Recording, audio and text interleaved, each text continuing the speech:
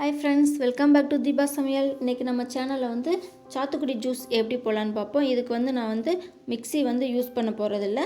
அதே மாதிரி இந்த சாத்துக்குடி புளியறதுக்கு ஒரு மிஷின் இருக்கும், அதையும் வந்து யூஸ் பண்ண போகிறதில்ல. உங்களுக்கு வந்து ஒரு சிம்பிளான மெத்தடில் வந்து இதை எப்படி நம்ம வந்து சாத்துக்குடி ஜூஸ் போடலாம் அப்படிங்கிறத வந்து நம்ம இந்த வீடியோவில் சொல்லியிருக்கேன். வாங்க நம்ம வீடியோக்குள்ளே போகலாம். இப்போ சாத்துக்குடியை வந்து நம்ம இருக்கிற 5 எடுத்து வச்சுருக்கேன். இதை ஃபுல்லாக வந்து நம்ம 2 பீஸாக வந்து ஃபஸ்ட்டு வந்து கட் பண்ணி தனியாக எடுத்து வச்சுக்கலாம்.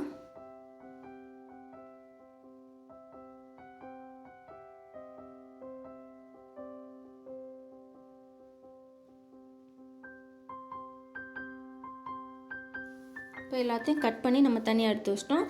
இதில் இருக்க விதைகளை பூராத்தையும் நம்ம வந்து ரிமூவ் பண்ணி எடுத்துருவோம். நம்ம விதை ஃபுல்லாக நம்ம பார்த்தோன்னே எடுக்கிற மாதிரி தான் இருக்கும். லேசாக அந்த கத்தியை வச்சு எடுத்து விட்டோம்னா அந்த விதைகள் ஃபுல்லாக வந்துடும். நம்ம இருக்கிற அந்த 5 பழங்களில் இருக்க விதைகளை பூராத்தையும் நம்ம வந்து எடுத்து தனியாக எடுத்து வச்சுருவோம். பாருங்கள், எல்லாம் தனியாக எடுத்து வச்சிட்டோம். இப்போ வந்து அந்த சிம்பிள் மெத்தட் என்னன்னு பார்த்தோம்னா, ஒரு ஸ்பூனை வச்சு தான் நான் வந்து நெக் பூராமல் எடுக்க போகிறேன். நீங்கள் நினைக்கலாம் அந்த ஸ்பூனை வச்சு எடுக்க முடியுமா அப்படின்னு. நல்லா ஈஸியாக வருங்க. நம்ம வந்து மிக்சியில் போட்டு அரைச்சி அதை நம்ம ஃபில்ட்ரு பண்ணி எடுக்கிறதுக்கு இது ரொம்ப சிம்பிளான மெத்தடு. நம்ம வந்து நல்லா பழமாக இருந்துச்சுன்னா நீங்கள் வந்து இப்போ ஸ்பூனை வச்சு எடுத்தனே வந்துடும். அதில் நீ கொஞ்சம் வந்து காயும் பழமும் கலந்து இருந்துச்சுன்னா நீங்கள் பழத்தை கீழே வச்சு தரையில் வச்சு 2 கையை போட்டு நல்லா வந்து அந்த பழத்தை வந்து உருட்டி கொடுத்துட்டு அடுத்து நீங்கள் கட் பண்ணி இதே மாதிரி செஞ்சிங்கன்னா உங்களுக்கு ஈஸியாக இருக்கும். இந்த எல்லா ஜூஸையுமே நம்ம போட்டு எடுத்துக்கலாம். பாருங்கள், 5 பழத்துக்கு வந்து இவ்வளோ ஜூஸ் கிடச்சிருக்கு. இதை வந்து நம்ம ஃபில்ட்ரு பண்ண தேவையில்லை, அப்படியே சாப்பிட்லாம். இப்போ மிக்சிலனா நம்ம வந்து அதை எடுத்து தோலை உரித்து அதை ஃபில்ட்ரு பண்ணி தான் சாப்பிடணும். அப்படி இல்லை, அப்படியே நம்ம சாப்பிட்டுக்கலாம்.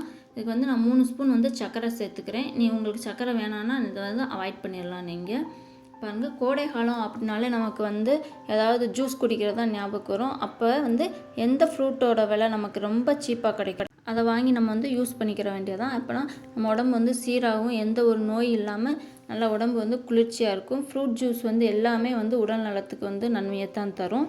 இந்த வீடியோ உங்களுக்கு பிடிச்சிருக்குன்னு நினைக்கிறேன். அது மட்டும் இல்லாமல் இந்த சிம்பிள் டிப்ஸ், அதாவது இந்த ஸ்பூனை வச்சு நம்ம யூஸ் பண்ணது பிடிச்சிருந்தால் லைக் பண்ணுங்கள், ஷேர் பண்ணுங்கள். நம்ம சேனலை வந்து மறக்காமல் சப்ஸ்கிரைப் பண்ணுங்கள்.